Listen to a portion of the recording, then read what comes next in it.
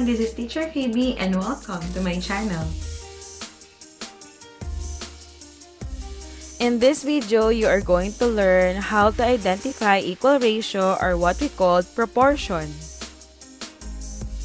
For us to identify if the given ratios are equal, all you have to do is to get the product of the means and extremes.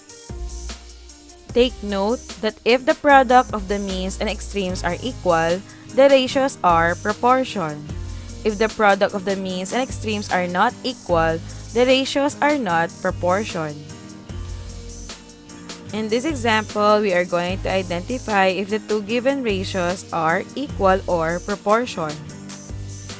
Let us get the product of the means. 2 times 4 is equal to 8. Let us get the product of the extremes. 1 times 8 is equal to 8. Since the product of the means and extremes of these two given ratios are equal, we can say that 1 is to 2 and 4 is to 8 are proportion. Let us have another example. We are going to identify if these two given ratios are proportion. Let us get the product of the means of these two given ratios. 6 times 2 is equal to 12. Now let us compute for the extremes. 4 times 10 is equal to 40. Since the product of the means and extremes of these two given ratios are not equal, we can say that these two ratios are not proportion. If the given ratios are written in fraction form, we can use the cross multiplication method to get the product of the means and extremes. Let us multiply first the extremes. 3 times 8 is equal to 24. Now let us get the product of the means. 4 times 6 is equal to 24.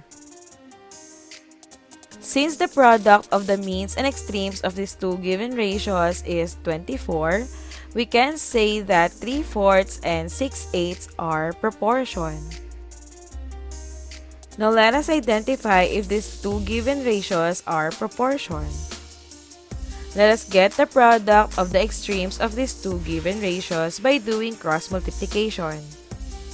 5 times 5 is equal to 25. Now let us do the means. 6 times 1 is equal to 6. Since the product of the means and extremes of these two given ratios are not equal, we can say that these ratios are not proportion.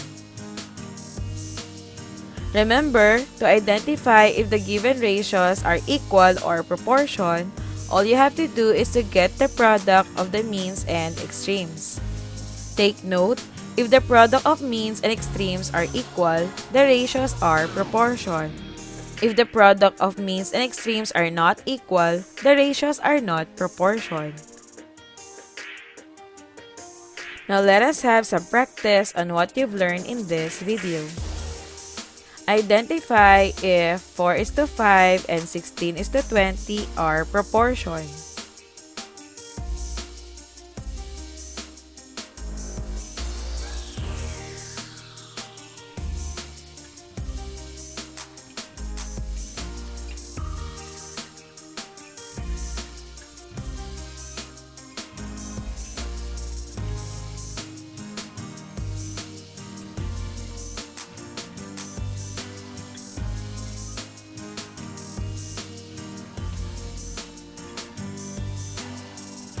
The correct answer is proportion.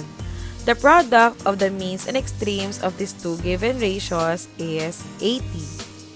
Identify if 1 is to 5 and 2 is to 6 are proportion.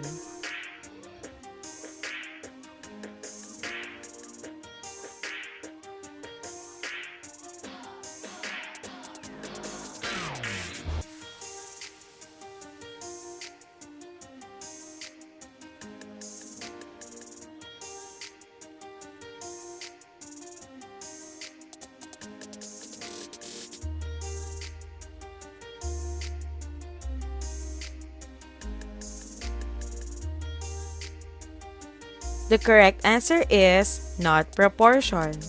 The product of the means is 10, while the product of extremes is 6. Identify if 2:6 and 1:3 are proportion.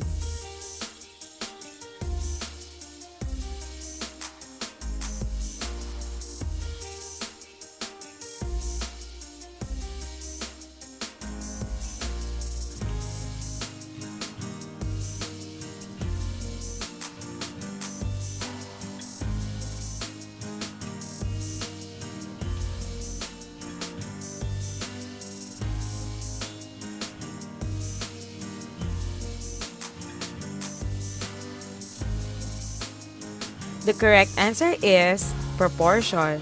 The product of the means and extremes of these two given ratios is 6. And for the last item, identify if 1:8 and 4:10 are proportion.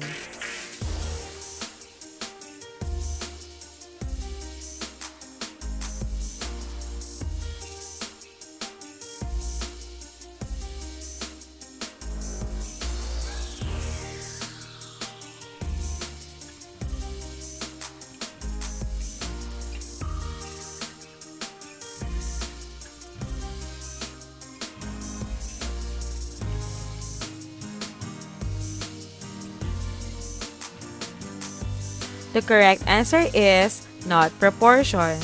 The product of the means is 32, while the product of the extremes is 10.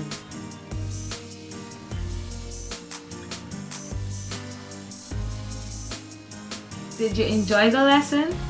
Don't forget to like, share, and subscribe, and click the notification bell on this channel for more updates. Thank you for watching. Bye!